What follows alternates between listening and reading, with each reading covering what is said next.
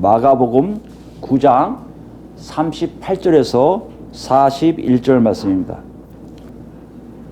38절부터 같이 읽습니다. 요한이 예수께 여짜오되 선생님, 우리를 따르지 않는 어떤 자가 주의 이름으로 귀신을 내쫓는 것을 우리가 보고 우리를 따르지 아니함으로 금하였나이다. 예수께서 이르시되 금하지 말라. 내 이름을 의탁하여 능한 일을 행하고 즉시로 나를 비방할 자가 없느니라. 우리를 반대하지 않는 자는 우리를 위하는 자니라.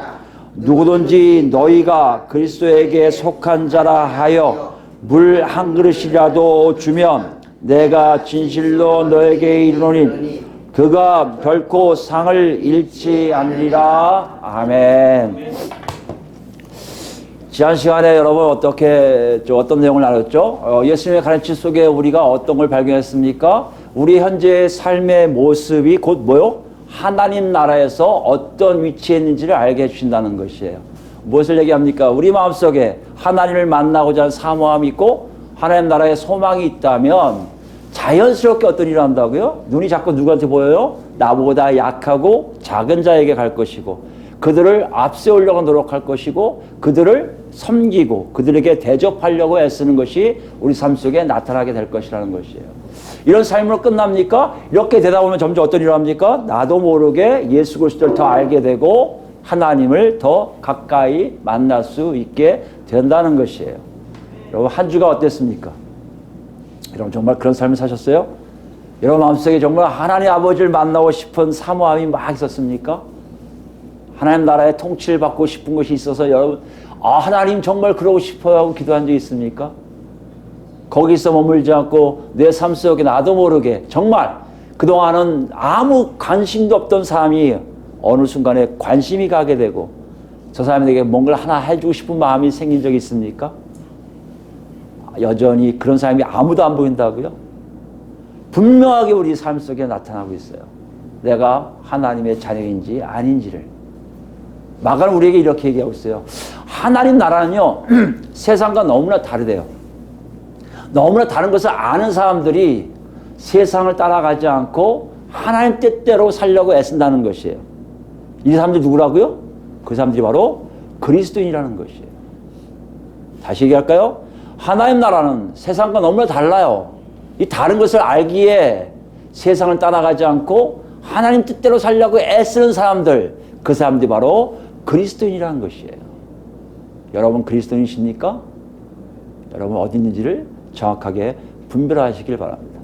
오늘 더 나아가요. 오늘 38절 보시면 요한이라고 되어 있어요.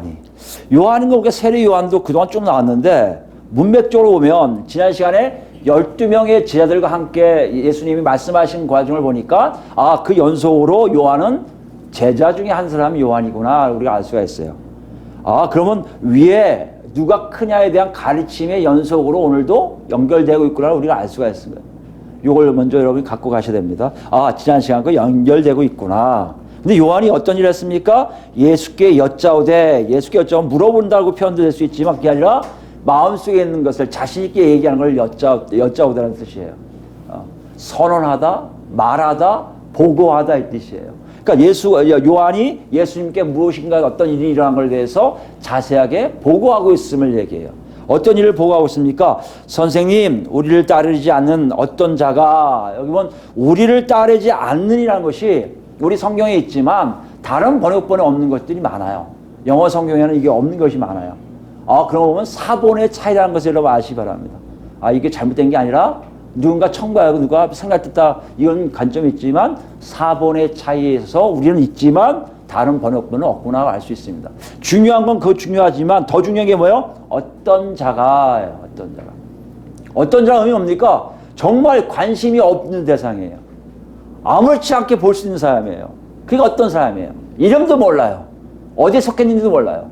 그 어떤 사람 표현에 요한이 얘기하는 게 어떤 사람이 있었는데요. 그 사람이 주의 이름으로 귀신을 내쫓는 것을 우리가 보았습니다. 그랬어요.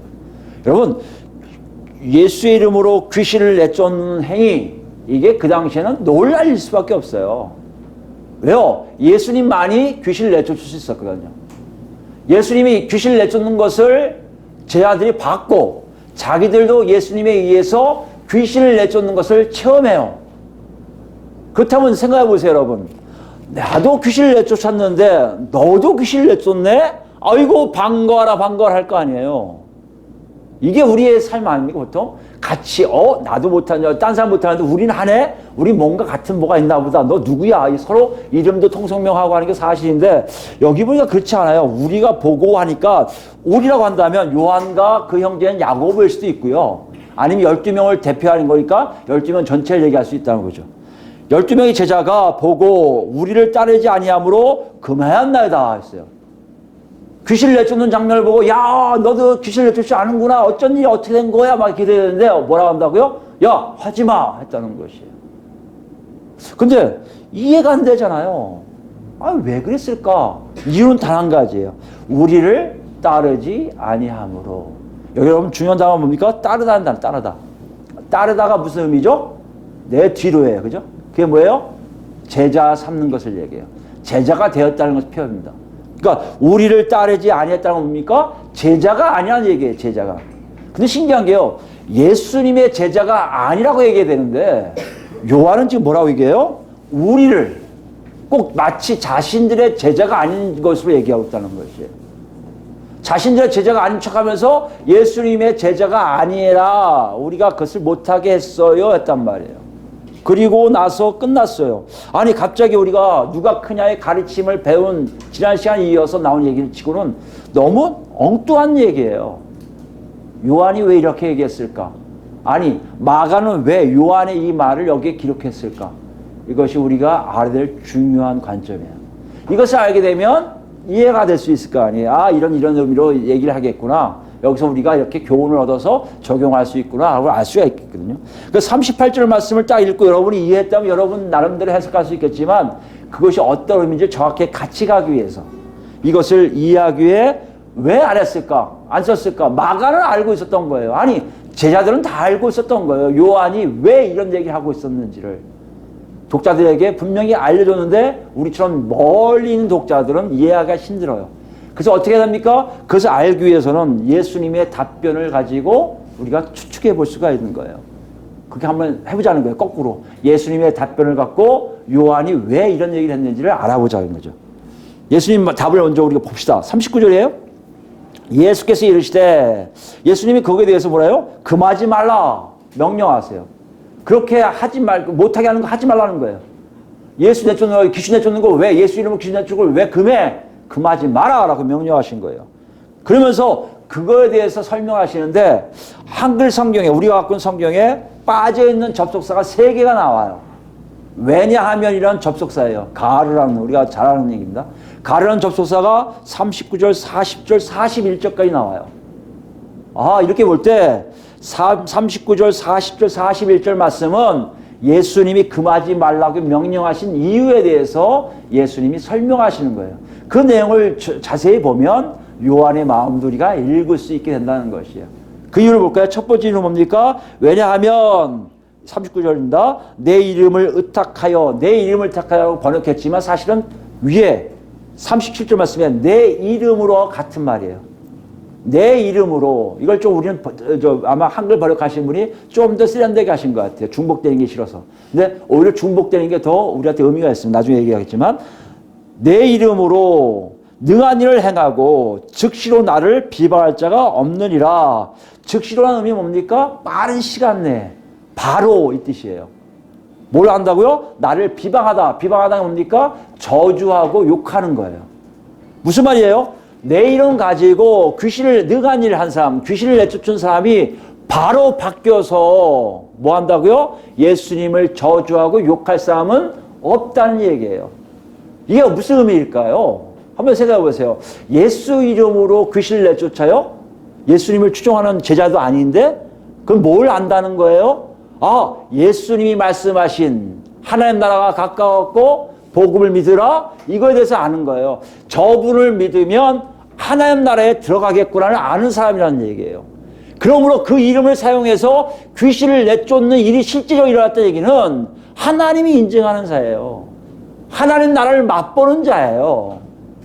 그래서 얘기하는 거예요. 요한아, 네 눈에는 어떤 자로 보일지 모르지만 이미 그 사람은 예수의 이름으로 하나님 나라를 맛본 사람이야. 그런 사람이 나를 비방하겠어? 이건 무슨 얘기예요? 그 사람이 날 비록 내가 제자로 부르지 않았지만 하나님 나라의 백성이요 알고 보면 나를 추종하는 자라는 것이에요. 그러니까 어떤 자라는 의미가 약간은 무색해 되는 거예요. 예수님이 그 사람을 인정하시는 거예요. 무슨 사건 때문에요? 예수의 이름으로 귀신을 내쫓는 사건 하나는 굉장히 큰 사건임을 예수님이 다시 한번 각인시키시는 거예요. 두 번째 뭐예요? 40절 보니까 또 왜냐하면 우리를 반대하지 않는 자는 우리를 위하는 자리라 그랬어요. 여기 반대하는 자를 우리가 그 당시 상황을 이해하시면 됩니다. 예수님이 예루살렘에 올라가시면서 추종자들도 많이 생겼지만 반대하는 사람들 참 많이 생겼어요. 심지어 죽이려고 모의까지 했잖아요. 바리새인들과 헤롯 그 사람들 통해서 서로 죽이려고 모의까지 하잖아요. 그러니까 어떤 면으로 보면 지금 예수님에게는 찬성하는 사람보다 반대하는 사람이 많이 있는 거예요. 그러니까 찬성하는 추종자들 외에 반대만 안 해도 그들은 우리 편이라는 얘기예요. 이해되시겠죠, 충분히. 여러분 적을 구별할 때요, 나한테 심하게 반대하지 않은 사람은 내 편이 될 수 있는 거예요. 이게 옛날에 유명한 시저가 얘기했대요. 옛날 로마의 황제 시저가 얘기했다는 거예요. 자기를 반대하지 않은 사람은 내 편이다라고 얘기했다는 거예요. 그러니까 그런 정치적인 술수에 양정한 사람인데 예수님은 그런 표현이 아니라 정확하게 표현하고 계신 거예요. 누가 그랬다는 거예요? 니들 얘기한 어떤 자라는 사람이 내 이름을 귀신을 내쫓는 정도인데 나를 반대하겠니? 나를 찬성할 거 아니야. 당연히 그러니까 우리 편이지 이 뜻이에요. 여기 보면 39절과 40절 내에 두 부류가 나오는 것 같아요. 한 사람 가지고 두 가지가 나와요. 적극적으로 예수의 이름으로 귀신 쫓는 사람, 가장 소극적으로 뭐만 알아요? 반대만 안 해요. 나 저 사람 찬성도 안 하지만 반대도 안 해. 이러는 거예요. 그러니까 어떻게 보면 스펙트럼이 이루어지는 거예요. 굉장히 적극적인 사람과 매우 소극적인 사람을 얘기하는 거예요. 그 범죄에 누가 있는 거예요? 어떤 자가 있는 거예요. 근데 이 사람이 그냥 넘어가지 않아요. 41절 예수님이 더 결정적인 말씀을 하세요. 41절 때 왜냐하면으로 시작됩니다. 왜냐하면, 뭐가 왜냐하면이에요? 금지하지 말아야 될 이유예요. 왜 금지하지 말아야 되냐면 누구든지 어떤 사람이든 간에 너희가 그리스도에게 속한 자라 하여 물 한 그릇을 주면, 한 그릇이라도 주면, 물 한 그릇이라는 의미는 여러분 알지만 사막 기후 중동 쪽에서는 물이 굉장히 귀합니다. 그래서 물을 대접하는 게 당연한 대접이에요. 근데 물 주는 건요, 너무 당연할 뿐만 아니라 중요하지만 가장 낮은 선을 베푸는 거예요. 발 씻겨주는 것도 마찬가지로 여러 가지 있어요. 근데 물 한 그릇 주는 게 당연해요. 그러니까 물 한 그릇 준다는 사실에 대해서 아무렇지 않게 사람들은 합니다. 나그네로 와서도 물 한 그릇 줘요. 물 달라면 물 줘요. 이게 그 당시의 풍습이에요. 그러므로 물을 준다는 얘기는 가장 낮은 수준의 베품이에요. 선을 베푸는 걸 얘기해요. 그런데 왜 그런 일을 하냐? 이것이 중요해요. 너희가 그리스도에게 속한 자라 하여. 주는 이유가 있어요. 나그네니까 줍니다가 아니에요. 네가 예수님과 관계되는 걸 내가 알았어. 그래서 야, 내가 가진 거 이것밖에 없어. 물 한 그릇에서 먹어. 이걸 얘기하는 거예요. 뭘 얘기합니까? 예수님을 아는 사람들이 예수님을 믿고 따르는 제자들에게 가장 낮은 선을 베푸는, 가장 낮은 급의 물 한 그릇을 대접할 때 이 뜻이에요. 근데 어떤 일을 합니까? 이 사람은 내가 진실로 너희에게 이르노니 그가 결코 상을 잃지 아니리라. 유대인들에게 이 상 개념은요, 보상 개념인데 언제 하냐면 자기가 살아있을 때가 아니에요. 심판할 때예요. 하나님이 심판할 때 상을 잃지 않는다는 얘기는 뭡니까? 보상을 받는다는 얘기는 뭡니까? 너는 하나님 나라 백성이라고 인정한다는 얘기예요. 다시 얘기하면 생각해 보세요. 네가 예수와 관계된 사람이구나. 야, 물 한 그릇 먹어.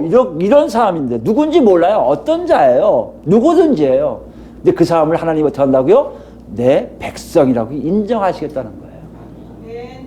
여러분 생각해 보세요. 지금 뭘 얘기하는 거예요? 금하지 말아야 될 이유 세 가지를 얘기하시면서 예수님은 어떤 자에 대해서 표현을 하고 계신 거예요. 네가 생각할 때 아무렇지 않은 사람일지 모르지만 귀신을 내쫓아 대단한 사람이야. 반대 안 해? 우리 편이야. 물 한 잔 대접해? 그 사람도 하나님 나라의 백성이야. 니들이 알지 못하지만 하나님과 관계된 사람들이 되게 많이 있음을 표현하고 있다는 것이에요. 예수님이 왜 이렇게 답변하셨을까요? 뭐 때문에 이렇게 할까요? 요한의 질문에 그 답이 있습니다. 영어로 올라가 보자고요. 요한이 뭐라고 질문한 거예요? 어떤 사람이 있는데 우리가 금했어요 이거 아니에요. 그 어떤 사람이 언제일까요? 12명이 모여있기 전에 분명히 봤을 거예요. 쟤도 귀신을 내쫓아? 안 되지 가서. 너 예수 제자 아니면서 왜 쫓아? 내쫓지 마! 이러고 갔던 거예요. 그리고 뭐에 대해서 물어봤어요? 누가 크냐? 여러분 지난 시간에 뭐라고 말씀드렸습니까? 현재 내가 어느 위치에 있느냐, 어느 자리에 앉느냐에 따라서 하나님 나라의 배치가 달라진다고 생각했다는 거 아니에요. 그럼 이 사람들이 야 너 귀신 내쫓지 마! 왜 그랬을까요? 그 사람을 뭐요? 배제시키는 거예요. 어디에요? 자기 서열에. 자기 앞에 서열에서 빠지게 하는 거예요. 이해되세요? 그거? 그런 상태로 온 거예요 지금. 왔는데 예수님이 뭐라고 하시는 거예요? 너희들 12명 잘 들어라. 너희 중에 정말 먼저 되고 싶어? 맨 나중에 가야 돼. 맨 나중에 설 때 그 사람이 바로 맨 앞에 있는 거야 하나님 보시기에. 또 뭔지 알아? 너희들 다 앉혀놓고 서빙하는 가정노예가 돼야 너희가 하나님 보시기에 제일 우두머리 제일 1등이 되는 거야. 이런 말씀을 했거든요. 그러니까 요한이 스쳐지난 거예요. 뭐가 스쳐지났을까요? 그 사람은 빠졌으니까 그 사람에 대해서 대접 안 해도 될 거 아니에요. 그래서 물어보는 거예요. 옛날에 그런 생각 안 했었는데 그 사람 제가 금했어요. 그러면 예수님이 뭐라고 하길 바라는 거예요. 잘했다. 그 사람 배제된 거야. 이렇게 얘기를 듣기를 원하지 않았을까요? 무슨 얘기합니까 지금? 요한은요. 12명만 가지고 뭔가를 정하고 싶었던 거예요. 12명 가지고 맨 뒤에 쓰는 거 당연히 할 수 있어. 내 친구들이니까. 12명 가지고 가정노예 대접할 수 있어. 내 친구들이니까. 그러나 딴 사람들은 안 돼. 그래서 그 사람들 다 배제시키는 작업들을 하고 있는 거예요. 아마 제 아들도 거기에 동의하고 있음을 우리가 보고 금지했던 말에 다 들어갔을 거예요. 마가에게 그렇게 얘기했을 거예요. 정말 우리 다 동의했었어. 요한의 말에. 그런데 예수님이 뭐라고 하시는 거예요? 그게 아니라는 거예요. 너희들 갖고 12명만 좁혀서 내가 그 중에 멜꼬레입이 되고 그 중에 가정노예 역할을 하는 일들이 다라고 생각하지 말라는 거예요. 왜요? 하나님 나라가 앞으로 예수 그리스도를 통해 점점 복음이 전파되어 수없이 많은 사람들이 너와 관계하게 될 텐데 그 모든 사람과 뭐 하라는 얘기예요? 누가 크냐에 가르친 대로 그들보다 뒤에 설 준비를 하라는 거예요. 이게 하나님 나라의 메시지라는 것이에요. 이걸 들었을 때 제 아들이 어떤 마음이었을까요? 12명도 벅찬데 그죠? 자기 뺀 나머지 11명을 섬기는 것도 벅찬데 앞으로 만날 수없이 많은 사람들 다 그렇게 해야 된다고? 섬겨야 된다고? 맨꼬레비를 가라고? 가정돼야 돼갖고 이거 드셔보세요. 이거 접대하라고? 야 정말 힘들다 했을 거 아니에요. 더군다나 이 사람 마음이 뭐였습니까? 하나님 나라는 누구만 들어온다고 생각했어요? 자기네 민족들, 유대 민족을 중심으로 해봤자 기껏해야 몇몇 민족들이 오겠지 그만 생각했는데 예수님 말씀은 그게 아니거든요. 너무 확대돼요. 누군지 몰라요. 자기한테 물 한 잔 주는 사람들까지도 포함해서 하나님 나라 백성이라면 자기한테 물 한 잔 주는 사람들까지 섬기라고 하신다면 이거는 언제까지 어디까지 범위가 넓어지는지를 정말 상상할 수는 많은 거예요. 더군다나 이 당시에요. 유대인 중에 분파들이 참 많았어요. 유대인 분파가 참 많으니까 그 분파들이 어떻게 싸웠냐면요. 내 생각대로 우리 분파 생각대로 너희들 살지 아니하면 너희는 다 지옥가였어요. 다 분파주의에 빠져서 편가르게 바빴단 말이에요. 그렇게 익숙한 제자들이었는데 예수님 말씀은 그걸 다 깨버리시는 거예요. 나보고 바리새인들을 인정하라고? 나보고 사두개인들을 인정하라고? 나보고 SM파들을 인정하라고? 나보고 저 악한 무리들을 인정하라고? 나는 인정하지 못하겠어. 이런 분위기가 있을 거 아니에요. 그런데 이걸 예수님이 말씀하시는 거예요. 그리고 말씀하기 먼저 하세요. 그런 분파주의고 그 잘못된 생각을 버려야만이 너희가 진정 하나님 나라에서 하나님과 제일 가까운 자리에 앉게 될 것이라고 말씀하고 있다는 것이에요. 여러분 이것이 쉬웠을까요? 아마 지금 듣는 분들 그럴 거예요.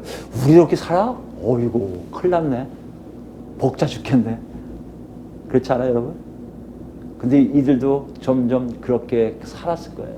아마 이것을 깨닫기까지는 꽤 시간이 걸렸다고 믿습니다. 우리가 알 수 있는 게 뭐예요? 대표적인 케이스 한번 봅시다. 사도행전 15장 한번 볼까요? 여러분, 사도행전 유시해 보시면 알겠지만 복음이 들어가요. 복음이 들어가고 자 있다가 뭐 5,000명, 3,000명씩 막 구원받고 막 그래요. 그래서 예루살렘 교회가 굉장히 커집니다. 굉장히 커지니까 이들이 거기서 자기들끼리 잘 먹고 잘 살았어요. 근데 무슨 일을 합니까? 헬라파, 그러니까 저 주변에 있던 사람들이 와서 돌아가지를 못한 사람들이 있어요. 그 사람들하고 유대파, 유대인들끼리, 토종 유대인끼리 같이 어울리다 교회 생활하니까 힘들어요. 그 갈등이 일어난 게 바로 6장에 나오면 여러분 아시겠지만 집사들이라고 우리가 얘기하는, 집사들이 아니에요. 일꾼들이에요. 일꾼들을 세워요. 사도들이 자기는 기도와 뭐죠? 말씀만 전념하겠다. 나머지는 니들 관리해라 하고 세우는데 다 누굴 세워? 헬라파 유대인들을 다 세워요. 그리고 잘 지나갔어요. 끝났어요. 그 다음에 어떤 일 합니까? 스데반을 죽인 다음에 박해가 들어가요. 그래서 할 수 없이 퍼져나가요. 퍼져나가는 또 하나의 뜻인데 퍼져나가면서 먼저 사마리아인들에게 복음이 들어가요. 그리고 점점 퍼져나가면서 바울과 같은 사람이 생기고 바울이 이방인들을 다 전도를 해요. 유대인 입장에서 사마리아인까지는 오케이 했을 거예요. 같은 우리 조상 중에 같은 줄기니까 인정할 수 있겠죠. 근데 이방인들은요, 아니란 말이에요. 이방인들은 죄인이에요. 근데 손만 잡아도 나도 더러워지는 거예요. 근데 그들이 뭘 안 해요? 할례를 안 받아요. 할례가 뭡니까? 유대인의 상징이에요. 생각해보세요. 지금 예수님 말씀이 물 한 잔만 줘도 하나님이 인정한 존재라면 무조건 받아들여야 되는데 유대인들 입장에서 그걸 받아들일 수가 없었어요. 할례를 안 받아? 할례 받으면 인정하려고 했더니 그걸 안 된다고? 그러다가 바울이 와서 항의를 하는 거예요. 항의하니까 거기에서 예루살렘에 뭐요? 교회 회의가 일어납니다. 그 회의가 바로 사도행전 15장의 말씀이에요. 사도행전 15장입니다. 1절 말씀 볼까요? 어떤 사람들이 유대로부터 내려와서 형제들을 가르치되 너희가 모세의 법대로 할례를 받지 아니하면 능히 구원을 받지 못하리라 하는 이 뜻입니다. 왜요? 유대인이 되지 못하고서는 구원이 없다고 생각했어요. 유대인들은요. 그러니까 유대인이면서 예수를 믿는 사람들은 좀 쉬웠어요. 왜? 자기들은 유대인이니까 어차피 구원받을 거니까 예수를 믿으면 되겠다 했던 거예요. 근데 이방인들은 아니거든요. 이방인들은 구원이 없다고 생각했단 말이에요. 근데 이방인들에게 복음이 들어간다는 얘기를 들었거든요. 그럼 이 사람들 생각이고요. 그들이 유대인처럼 돼야지 되지 않겠냐. 그게 뭐예요? 할례를 받으라는 거예요. 낳은 지 8일 만에 할례를 받아야 되니까 남자들이. 그 할례를 받지 못하면 구원이 없다고 가르치셔야 한 거예요. 그러니까 어쩌냐 합니까? 바울 2절입니다. 바울과 바나바와 그들 사이에 적지 아니한 다툼과 변론이란지라 형제들이 이 문제에 대하여 바울과 바나바 및 그 중에 몇 사람 예루살렘에 있는 사도와 장로들에게 보내기를 작정하니라. 바울이 막 싸운 거예요. 바나바하고. 무슨 말이냐? 이방인에게 무슨 그 할례가 중요하냐? 복음이 중요하지. 막 이 싸움을 한 거예요. 그게 결정 나겠다 해서 예루살렘의 장로들에게 다 보냅니다. 그래서 생긴 게 바로 예루살렘 교회 회의예요. 3절입니다. 그들이 교회의 전송을 받아 베니게와 사마리아로 다니며 이방인들이 죽게 돌아올 일을 말하여 형제들 다 크게 기쁘게 하더라. 예루살렘 이르러 교회와 사도와 장로들에게 영접을 받고 하나님이 자기들과 함께 계셔 행하신 모든 일을 말하며 바리새파 중에 어떤 믿는 사람들이 바리새파 중에도 예수를 믿는 사람이 생긴 거예요. 여러분 이해되시겠어요? 그 일들이 자기들 안에서 일어난 것을 허용하기 시작한 거예요. 나를 핍박했던, 예수님을 핍박했던 자들인데 오케이. 그들까지 손을 잡았던 사람들인데 아직 누굴 못 잡는 거예요? 이방인들하고 손을 못 잡았던 거예요. 그 사람들 중에 어떤 믿는 사람이 일어나 말하되 이방인에게 할례를 행하고 모세의 율법을 지키라 명하는 것이 마땅하다 하니라 했어요. 이 사람은 자기가 생각하는 그 관념들, 어렸을 때부터 전통적인 것들, 그 생각에서 할례를 받아야 한다는 거예요. 그때 어떻게 합니까? 사도와 장로들이 이를 의논하여 막 서로 변론이 있는 거예요. 그러니까 베드로가 일어납니다. 7절 보시면 베드로가 일어나 말하되 형제들아 너희도 알거니와 하나님이 이방인들로 내 입에서 복음의 말씀을 들여 믿게 하시려고 오래전부터 너희 가운데서 나를 택하시고 또 마음을 아신 하나님이 우리에게와 같이 그들에게도 성령을 주어 증언하시고 누구에 대한 얘기하는 거예요 지금요? 사도행 10장에 있는 고넬료에 대한 얘기예요. 고넬료 가서 말씀을 증거하니까 성령이 임하는 걸 베드로 눈에 본 거예요. 베드로도 먼저 가고 싶었습니까? 아니요. 그렇게 부정한 음식 먹지 않았어요. 거부했던 사람이에요. 근데 하나님 뭐라 하세요? 내가 거룩하다는 걸 네가 왜 부정하다 하냐? 이 뜻 아니에요. 그리고 따라가서 내가 전할 거 전하라. 가서 전한 거예요, 그냥. 전화하니까 이방인 집인데 가기 싫은데. 쟤네들 어떤 일 합니까? 사람들이 예수 믿겠다고 무릎 꿇으니까 성령이 임한 거예요. 그 성령이 임한 거 보고 베드로가 지금 사도와 장로들에게 얘기하는 거예요. 야, 아니다. 내가 그 증인이야, 이 뜻이에요. 9절입니다. 믿음으로 그들의 마음을 깨끗이 하사 그들이나 우리나 차별하지 아니하셨느니라. 그런데 지금 너희가 어찌하여 하나님을 시험하여 우리 조상과 우리도 능히 매지 못하던 멍에들을 제자들의 목에 두려느냐. 그러나 우리는 그들이 우리와 동일하게 주 예수의 은혜로 구원받는 줄을 믿노라 하니라. 아멘. 제가 생각할 때 오늘 본문 말씀을 제대로 이해한 게 바로 이 순간이었을 거예요. 정말 그들은 이해를 못했을 거예요. 어떻게 그런 일을 하지? 어떤 자인데? 내 눈에 성가신 자인데? 내 눈에 정말 저는 아무것도 없는데 저 사람하고 나하고 뭔가를 나눠 갖는다? 내가 저 사람을 봉사해야 된다? 섬겨야 된다? 있을 수가 없는 거였어요.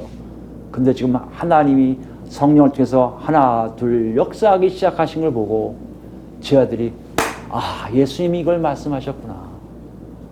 우리가 12명만 잘하면 될 줄 알았는데 12명이 아니라 하나님 나라 백성 모두에 대한 해당되는 얘기고 우리가 제일 잘 되려면 제일 앞에 서려면 그들 전부를 섬겨야 되는구나 하는 걸 알게 된 거예요. 여러분은 어떻습니까? 우리는 어때요? 정말 그러고 계십니까? 우리 삶을 보자고요. 사실 우리 한국교회를 이렇게 보면요 정말 문제가 없는 것 같아요. 정상적으로 잘 가고 있는 것 같아요. 요즘 막 하도 언론에서 얻어맞아서 기분이 좀 안 좋지만 그래도 우리는 잘 됐다고 생각하잖아요. 그런데요 정확하게 보면 지금 오늘 주신 말씀에 얼마큼 멀리 있는 것을 알 수 있어요. 그 중에 하나가 뭡니까? 개교예요. 개교회주의예요. 개교회주의라는 것은 각 교회마다 권세가 있는 것처럼 생각하는 거예요. 교단이 있는데도 교단법보다 개교회법을 더 우선 여겨요. 교단에서 아무리 뭐라 해도 끄떡 안 해요. 명성교회 사건 보면 아시잖아요. 교단에서 교단을 뒤집어 버려요. 개교회 하나가. 그게 한국교회의 모습이에요. 그 누굴 중심입니까? 담임 목사 중심이에요. 하나의 사람인 목사 중심이에요. 이 목사 중심으로 교회가 형성되고 권력이 생기기 시작합니다. 이 목사는 뭘 보여줘야 돼요? 교회가 하나님 뜻인 걸 보여줘야 될 거 아니에요. 그래서 나온 게 뭡니까? 예배당이 커야 돼요. 사람이 많이 모여야 돼요. 사람이 많이 모이면 이게 다 하나님께 역사라고 다 얘기할 수 있잖아요. 사람이 많이 모이면 뭡니까? 그들이 나오는 대접을 해줘야 되잖아요. 어떤 대접을 해줘야 돼요? 사회적 이치와 지위 그대로 해줘야 되잖아요. 그것이 뭐로 가요? 직분이에요. 매해 직분 주는 것이 교회의 일이에요. 아마 이 12월 달에 아마 직분 주기 바빴을 거예요. 비대면인데도 아마 직분 주기 바빴을 겁니다. 직분을 줘야 그들이 만족하고 나오는 거예요. 근데 희한하게 뭔지 아십니까? 직분 줘야 되고 교회가 커져 나니까 뭐가 사라지시는지 아세요? 여러분? 복음이 없어지기 시작했어요. 예수의 십자가 사건이 사라지기 시작했습니다. 예수의 부활 사건이 사라지기 시작했어요. 성령의 임하심이 없어지기 시작했어요. 어떻게 하면 이 교회를 잘 끌어갈 것인가? 어떻게 하면 이 땅에서 잘 먹고 잘 살 것인가가 다 된 거예요. 그때 이런 말씀이 들어옵니다. 여러분 지난 시간에 한번 생각해 보세요. 맨 뒤로 가야 남을 섬겨야 네가 맨 앞에 있다. 누구든지 그 말에 내가 그래야지 이런 마음 갖고 있는 사람이 몇 명이 됐을까요? 에이 천국만 들어가면 됐지 뭐. 꼭 그렇게 살아야 돼? 이 땅에 좀 편하게 살지. 교과서야 그거는. 예수님이 말씀하신 거야. 그래서 제가 아니라고 얘기했잖아요. 25장까지 얘기하면서 그렇게 안 사는 사람은 영벌 받는다고 얘기해요. 그런데 까딱들 안 해요 모두. 왜요? 영벌 받을 생각을 안 하거든요. 감히 이것 때문에 하나님이 예수님 받으면 다 구원받는다는데 이거 안 했다고 내가 영벌 받아? 그렇지 않지. 믿지를 않아요. 왜 안 믿을까요? 복음이 없어서 그래요. 복음이 전달이 안 돼요. 예수의 십자가와 부활만 얘기하면 사람들이 귀를 막아요. 다 하는 얘기야. 다음, 패스. 어떻게 하면 내가 잘 살 수 있어? 어떻게 하면 내가 건강할 수 있어? 어떻게 하면 내가 이 땅에서 떵떵거리며 살 수 있어? 이것을 듣고자 하는 사람들이 많이 있다는 것이에요. 이 자세에서 여러분 정말 옆에 사람들을 섬기라? 말은 섬길 수 있죠. 이미 그것은 사장된 말씀이에요. 근데 문제는 뭐예요? 예수님이 오늘 또 말씀하시는 거예요. 사장된 게 아니야. 정말 그런 일이 일어나. 여러분 죄송하지만 다음 주는 더 심해요. 더 무서움이 나와요. 그런 일들을 자꾸 말씀하시는 거예요. 복음이 뭔지 알게 하시기 위해서, 하나님 나라가 뭔지 알기 위해서 말씀하시는 거예요. 정신 차리라고 말씀하고 계신 거예요. 녹화하고 계시는 거예요. 개교에서 일어나고 있는 일들이 그런 일이 일어난다면, 그리고 복음이 사라진다면 우리는 지금 예수 믿는 게 아니라는 거예요. 또 하나 예를 들까요? 그러면 좀 커지면 될 거 아니에요? 교단은 괜찮잖아요. 아니요. 여러분, 제가 미국에 있을 때 침례교회를 다녔습니다. 침례교회가 어떤 걸 아시죠? 침례교회는 장로가 없어요. 회중제도예요. 그러니까 장로가 필요 없죠. 목사도 신학교 안 나오고 그 집사님 중에 한번 이분 우리 목사님을 임명하고 싶어요. 그럼 그분이 목사님 돼요. 그게 좀 자유로운 것이 침례교회예요. 근데 그 한인교회도 장로들이 생기기 시작했어요. 왜 생겼냐면요. 그거 들으면 조금 슬퍼요. 안수집사가 가장 여기서 성경에서 주는 두 가지 직분이거든요. 목사와 안수집사예요. 그러니까 안수를 주는 두 직분이에요. 그래서 침례교회는 장로가 없어요. 목사와 안수집사만 있어요. 그러니까 안수집사가 알아서 다 모든 걸 치리하는 거에 참여를 해요. 그러니까 뭘 합니까? 연합 모임을 갖게 돼요. 지역 연합 모임. 뭐 동부 지역의 연합 모임, 서부 지역의 연합 모임. 거기에 대표로 나가요. 누가 나가겠어요? 안수집사가 나가요. 안수집사 딱 나갔는데 다른 데다 누가 와요? 장로님들이 오셨어요. 장로들이 딱 앉아갖고 얘기하다가 아무개 장로 누굽니다. 아무개 장로 누굽니다. 근데 딱 일어나서 아무개 안수집사 누굽니다. 이랬더니 그때부터 그 사람한테 얘기를 안 하기 시작한 거예요. 이분이 와서 목사님한테 얘기한 거예요. 목사님, 저 장로 안 될까요? 안 되면 안 될까요? 그것이 팽배되기 시작해서 장로를 주기 시작했고, 지금 한국은 이미 침례교회 장로들이 다 있어요. 뭘 얘기합니까? 직분이, 개교의 직분이 이미 한국교회 전체에 권력이 돼버렸어요. 여러분, 목사들 사회에서도 마찬가지입니다. 목사들 사회에 전도사 가잖아요. 전도사가 낄 수가 없어요. 전도사요? 말도 안 해요. 이게 한국교회의 현실이에요. 여기에 섬겨라고요? 꼬레비 가라고요? 하나님 역사가 일어난다고요? 알아요. 그러나 그게 중요한 게 아니에요. 천국은 다 갔는데 예수 믿으면요. 착각하지 마세요. 예수님 오늘 말씀을 빗대보면 우리의 지금 현재의 모습은 그리스도인들이 아니에요. 하나님 나라의 모습이 아니에요. 교회가 아니에요. 인간들의 자기들의 이익 집단이에요. 만약 우리가 그렇게 모이고 있다면 여러분, 우리 이거 그리스도인 교회 아니에요. 이름만 그리스도인 교회지 교회 아니에요. 썩은, 정말 열매 없는, 하나의 보시기에 그냥 지나치시는 그냥 아무 의미 없는 모임이란 말이에요. 이 말씀이 그 말씀을 얘기해요. 엄청나게 무서운 말씀이에요. 네 눈에는 어떤 자로 보일지는 모르지만 하나님 보시기엔 나의 백성을 보는 자들에게 네가 어떻게 살아야 될 걸 알지 않냐고 지금 지적하고 계시는 거예요. 이 속에서 우리는 뭘 어떻게 해야 됩니까? 하나님께서 어떻게 해야지 우리가 살 수 있습니까? 우리 마음속에 간절함이 있어야 될 거 아니에요. 복음이 없으면 간절함이 없어요. 여러분 마음속에 복음이 있으면 간절해질 거예요. 맞아. 나는 그리스도인 되고 싶어. 나는 하나님의 백성 되고 싶어. 어떻게 살아야지 할 거예요. 우리 본문에서 그 답을 한번 얻어봅시다. 다시 마가복음 오시면요, 본문을.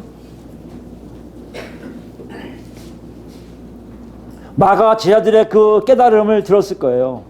우리가 그랬었는데 말이야, 그게 아니더라고. 정말 하나님의 역사는 놀라워. 그들에게 다 손길이 다 있더라 이거야. 야, 근데 어떻게 우리가 알았냐면 그거예요. 그 중요한 걸 하면서 쓴 게 있어요. 그게 37절에 내 이름으로처럼 39절에도 내 이름으로가 나오고요. 41절에는요. 그리스도에 속한 자라 하여 되어 있는데 헬라어 성경을 보면 그리스도에 속하기 때문에 내 이름, 내 자가 없어요. 마이가 없어요. 그냥 이름으로 되어 있어요. 그래서 그걸 뭐 어떤 사람은 너의 이름으로, 나의 이름으로 그걸 생략하는 번역을 강행하는데 이름을 집어넣어요. 일부러. 뭘 얘기합니까? 나의 이름을 한다는 얘기는 하나님의 뜻이 있음을 얘기해요. 하나님의 계획이 있음을 얘기해요. 하나님의 주권적인 역사가 있음을 얘기해요. 사람의 노력으로 하는 게 아니에요. 사람의 입으로 하는 게 아니에요. 내가 저 사람을 전도해갖고 저 사람을 바꿔놓은 게 아니에요. 예수님이 그 입에 들어가서 말씀이 증거될 때 그 안에 성령님이 들어가서 바꿔놓는 거예요. 뭘 얘기합니까? 너도 어떤 자였는데 요한이 된 것처럼 너도 어떤 자였는데 베드로가 된 것처럼 누구든지 나의 이름으로 하나님의 계획 안에 있으면 다 하나님의 자녀가 됨을 알고 네가 그랬던 것처럼 다른 사람이 된 것을 어떻게 하라는 이거예요?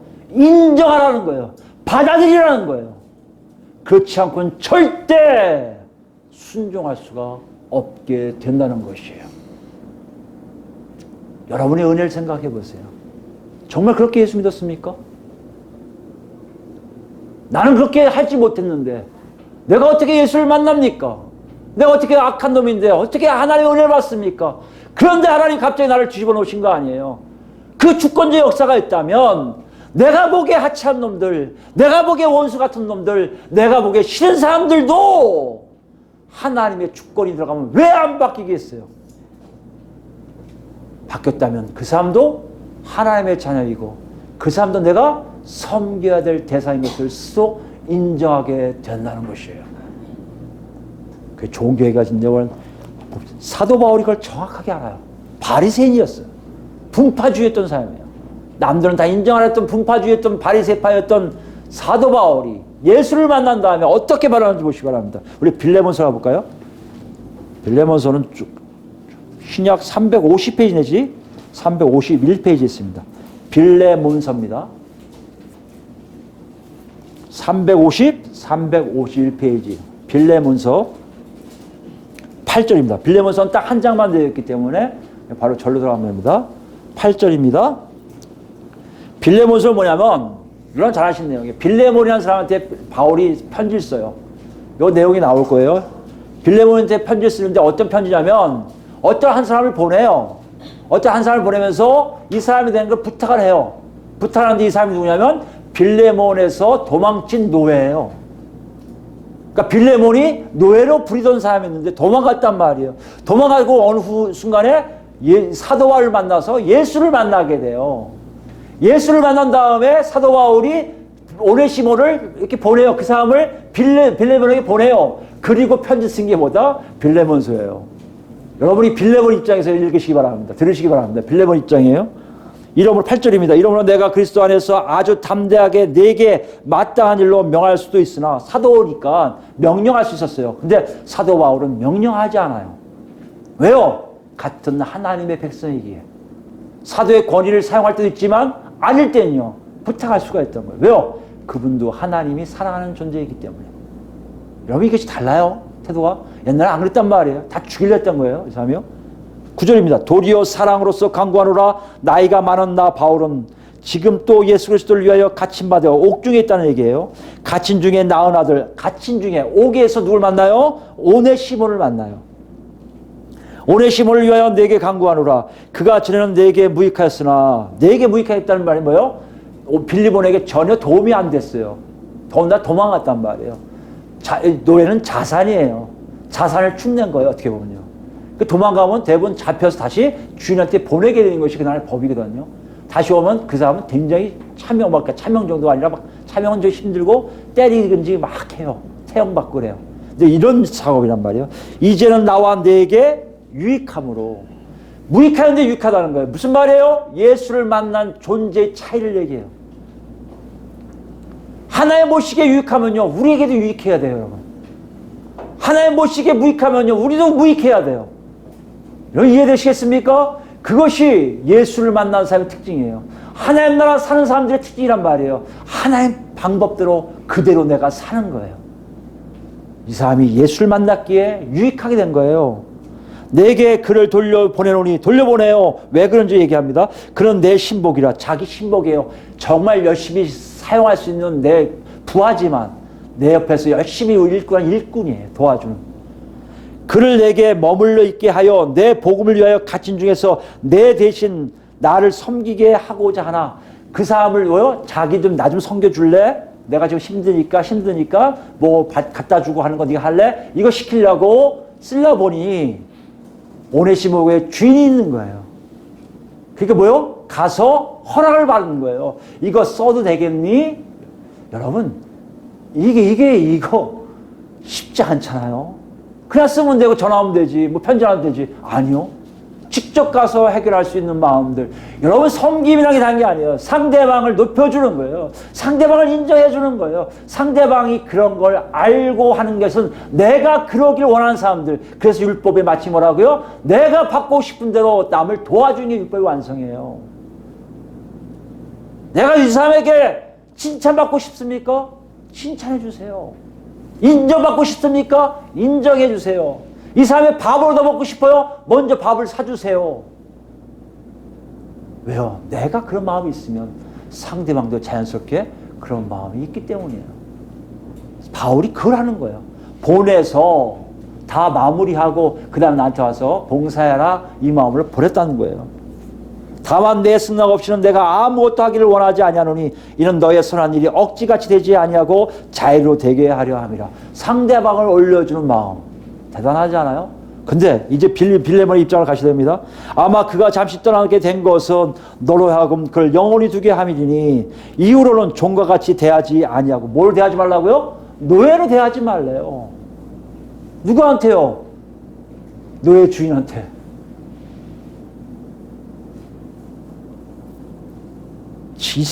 이걸 빌레몬 입장에서 들을 때 좀 그랬을 것 같아요. 더 나아가요. 종 이상으로 곧 사람 막는 형제로 둘 자라. 사람 막는 형제가 되라는 거예요. 형제로 취급해달라는 거예요. 노예였는데. 이 당시에 노예제도가 있는 당시에요. 그때 자기도 써왔던 아무개 오네시모 뭐해? 오네시모 차, 오네시모 먹을 거 가져와 있던 사람인데 아니에요. 형제로 취급하는. 아, 같이 앉아 밥을 먹지. 아니, 내가 갖다 줄게, 기다려. 이거 하라는 거 아니에요 지금요. 여러분, 가능한 얘기입니까? 그런데 이게 가능한 거예요. 왜요? 하나님의 나라가 그렇기 때문에. 왜요? 예수님이 이것 때문에 오셨기 때문이에요. 뒤집어져요. 여러분, 복음은 우리를 뒤집어놔요. 또 더 나갑니다. 하물며 육신과 주 안에서 상관된 네 개랴. 그러므로 내가 나를 동역자로 알진대 그를 뭐요? 영접하기를 내게 하듯 하고. 사도 바울에게 하듯 그를 영접하래요. 대접하래요. 환영하래요. 그리고 그가 만일 내게 불의를 하였거나 내게 빚진 것이 있으면 그것을 내 앞으로 계산하라. 사도 바울이 갚아주기까지 한대요. 21절입니다. 나는 내가 순종할 것을 확실함으로 내게 썼노니 내가 말한 것보다 더 행할 줄을 아노라. 빌레몬이 그럴 걸 안다는 거예요. 여러분, 이 당시 초대교회 모습을 우리가 이해할 수 있어요. 초대교회는 이런 곳이었어요. 성령에 의해서 뒤집어져서요. 삶의 패턴이 모든 것들이 성령에 의해서 하나님 나라 법대로 사는 사람들이었어요. 이것이 있는 것이 그리스도인의 모습이었어요. 이것이 진정으로 하나님 주권을 인정하는 삶의 모습이었던 거예요. 그런데 이것이 없다면 뭐가 잘못된 거예요? 가장 핵심적인 것, 하나님을 만난 적이 없는 거예요. 우리가요, 하나님이 누구신지를 정확하게 알지 못하는 거예요. 하나님의 역사함이 내 삶에 전혀 없었던 거예요. 여러분, 한번 생각해 보세요. 여러분 마음속에 얼마큼 하나님과 교제하고 계셨습니까? 하나님을 얼마큼 만나고 계셨어요? 얼마큼 하나님 알고 계셨습니까? 얼마만큼 성령이 여러분 안에서 역사하고 계심을 여러분이 느끼고 계셨습니까? 그것이 없는데 어떻게 이들처럼 똑같이 할 수 있습니까? 형식적으로 할 수 있겠죠. 저 새끼 내 노예였는데 어떡하지 저걸? 아이고 저걸 어떡하지? 이러고 있었을 거 아닙니까? 겉으로는 대접하는 것 같아도 속에는 끌탕끌탕하고 있지 않았을까요? 여러분, 이것이 없었던 거예요. 이걸 예수님이 지금 누구한테요? 요한과 12제자에게 얘기하는 거예요. 앞으로 이렇게 살아야 되는 일들이 일어날 것이다. 그것이 바로 하나님의 나라라고 말씀하신다는 거예요. 우리한테 봅시다. 여러분, 이 말씀에 여러분 어떻게 순종하실 거예요? 우리 힘으로 안 돼요. 우리 힘으로 안 돼요. 그래서 예수님이 오셨어요. 피 흘려 돌아가셨고요. 부활 승천하셨고요. 그것도 부족하셔서 우리에게 누굴 보내셨어요? 성령 하나님을 보내주셨어요. 이것을 입으로 고백한 사람들만 아니라 실제적으로 내 마음속에 내 삶 속에 체험한 사람들이 우리가 돼야 돼요. 그것이 없으면 우리는 정말 하나님의 말씀에, 예수 그리스도의 말씀에 요만큼도 순종하지 못해요. 그건 거짓말이에요. 내 성격이 좋아서 그래요. 내 성품이 좋아서 그래요. 아니 내가 착해서 그래요. 이거는 하나님과 관계없는 거예요.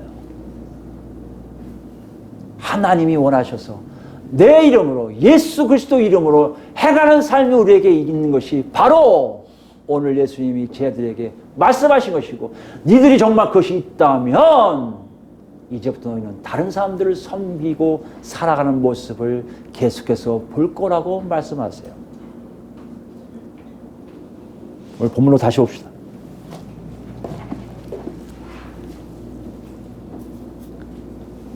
우리가 이 자리에 있다면 아찔했을 거예요. 정말 예수를 믿는 게 아니었구나. 내가 그리스도인이 아니었구나. 내가 하나님 나라 백성이 아니었구나. 반성할 수밖에 없는 게 여기 쳤을 거예요. 아이고. 치는 사람들은 다행히 은혜가 있는 분들일 거예요. 치지 않는 사람들? 그게 무슨 문제라고? 나한테 무슨 관심이야? 무슨 관계야? 이랬던 분들 죄송하지만 성령님의 노크소리를 들으세요. 여러분 마음속에 정말 내 삶 속에 가만히 있는데요. 내 주변 모두의 성령의 역사하심을 통해 모든 사회의 관계가 하나님을 통해서 다 맺어지고 있음을 여러분 본다면 여러분은 정말 하나님의 자녀요. 하나님과 바로 가까이 있는 사람들일 거예요. 그런데 이것이 안 보이고 나 혼자 있는 것 같고 나만 살고 있는 것 같고 나의 이익을 위해 나만의 쾌락을 위해 산다면 여러분 지금 하나님과 멀리 있음을 알려주시는 거예요. 더 문제는 뭔지 아십니까? 제가 41절 읽으면서 이것이 너무나 저에게는 아주 뚫어지게 온 거예요. 이게 확 온 게 뭐냐면 너희가 그리스도에게 속한 자라 하여 이건 나 예수께 속한 자예요. 예수께 속한 자예요. 이렇게 얘기한 게 아닌데 누구든지 저 사람 예수와 관계된 사람이네. 와서 물 한 잔 준단 말이에요. 무슨 말입니까? 우리 삶이 예수 믿는 것을 다른 사람이 인정하는 거예요. 요즘에 들어서야 저도 예수 믿습니다. 예수 믿는 사람입니다. 얘기해서 안다는 거 아니에요. 근데 착각하지 마세요. 초대교회는 그러지 않았어요. 사도 바울이 가서 얘기하기를 뭐랍니까? 내가 인간의 힘으로, 인간의 말로, 인간의 행동을 했냐? 아니다. 성령의 능력으로 복음을 전했다고 얘기해요. 성령의 능력으로 복음을 전했다는 게 뭡니까? 그 사람이 가면요 예수 그리스도의 향기가 나온섰다는 얘기예요. 뭔가 다른 거예요. 저 사람 말은 믿어야 될 것 같아. 저 사람은 사실일 것 같아. 그게 바로 이게예요. 초대교회의 성도들은 그래서 안디옥 교회를 중심으로 그리스도이란 말이 처음 나온 거 아닙니까? 그게 무슨 말이에요? 니들이 얘기하는 그리스도답게 산다는 뜻 아니에요. 그리스도를 통해서 그리스도 때문에 그리스도에 속한 자로 구별할 수 있는 삶이 우리에게 있다면 우리는 분명히 예수님이 말씀하신 삶을 지금 살고 있을 거예요. 남한테 선을 베풀 뿐만 아니라 다른 사람들 섬길 뿐만 아니라 다른 사람들이 나를 인정해서 같이 함께하는 삶의 모습이 분명히 있을 거라는 거예요. 여러분 마지막으로 유다서를 볼 텐데요. 유다서 이것도 한 장만 되는 건데 17절부터 보겠습니다. 맨 끝이에요. 요한계시록 전에 있습니다. 398페이지 혹은 397페이지에 오시면 됩니다. 유다서입니다. 유다서 17절부터 보겠습니다. 그 당시에 초대교회 사람들에게 얘기하는 거예요. 유다가 얘기하는 걸 잘 들으셔야 합니다. 사랑하는 자들아 너희는 우리 주 예수 그리스도의 사도들이 미리 한 말을 기억하라. 유다는 사도가 아니거든요. 사도들이 미리 한 말을 기억하라. 그들이 너에게 말하기를 마지막 때라는 건 심판을 얘기해요. 여러분 종말은 의미는 예수님이 십자가 못 박혀 부활하시고 승천하시고 성령이 오시면 종말이에요. 언젠지 시간을 모르기 때문에 그냥 종말로 여겨요. 우리 지금 살고 있는 이 시기가 종말이에요. 왜요? 예수님이 부활 승천하셨거든요. 아니 성령이 와 계셨거든요. 조금 있으면 심판이 이렇게 돼 있다는 거예요. 그래서 이 시대에 살고 있는 사람들이 종말을 살고 있는 성도들이에요. 조심스럽게 살 수밖에 없어요. 왜요? 심판이 곧 오니까. 그 얘기하는 거예요. 마지막 때에 자기의 경건하지 않는 정욕대로 행하며 조롱하는 자들이 있으리라 하였나니 마지막 때에 미혹하는 자가 있는데요. 자기 멋대로 사는 사람들이에요. 여러분 그 사람들을 그리스도인이라고 착각하지 마세요. 악한 것을 행하는 사람이 그리스도인이라고 착각하지 마세요. 여러분 보기에 아무리 높은 직분이 있고 아무리 큰 교회를 갖고 있고 아무리 사람들 많이 데리고 다닌다 하더라도 그들 마음에 자기 죄욕대로 자기 마음대로 증거하고 있다면 그거는 복음이 없다면 그 사람은 그리스도인이 아니에요. 근데 마지막 때 이런 사람들이 되게 많이 나올 거예요. 19절 보세요. 이 사람들은 뭐요? 분열을 일으킨 자며 육에 속한 자며 성령이 없는 자니라. 여러분 이제 막 기도하다가 저 목사 성령이 없다고 빨리 가셔야 돼요. 여기 있으면 안 돼요. 큰일 나요. 지금 사실이에요. 여러분 사셔야 돼요. 저도 살아야 돼요. 그죠? 저도 여러분 말 성령 없으면 야단칠 수밖에 없어요. 아직 하나님 안 보여주셨기 때문에 야단을 못 치지. 그런 상황이 와야 되는 거예요. 그게 진정한 예수 믿는 사람들의 하나님 나라의 모습이에요. 서로 구원을 일으키는 삶이 있어야 되는 거예요. 20절입니다. 그런 사람들을 조심하라고 얘기해요. 먼저. 그 다음에 사랑하는 자들아 너희는 너희의 지극히 거룩한 믿음 위에 잘 보세요. 어디에 세우라고요? 믿음 위에 뭘 세워요? 자신을 세우며. 여러분 믿음이 있는지 보세요. 믿음이 뭐라고요? 하나님이란 절대 존재를 알기에 그분을 만나려고 몸부림치는 것이 있다면 여러분 지금 노크소리에 응답하고 있습니다. 그 안에 예수 그리스도가 내 안에 와서 성령님을 통해 예수를 고백하기 시작합니까? 예수님이 살아계심을 고백합니까? 예수님이 성육신된 것을 고백합니까? 여러분은 지금 믿음에 쓰기 시작하는 거예요. 여러분이 보셔야 돼요. 여러분 자신을요. 그리고 뭐요?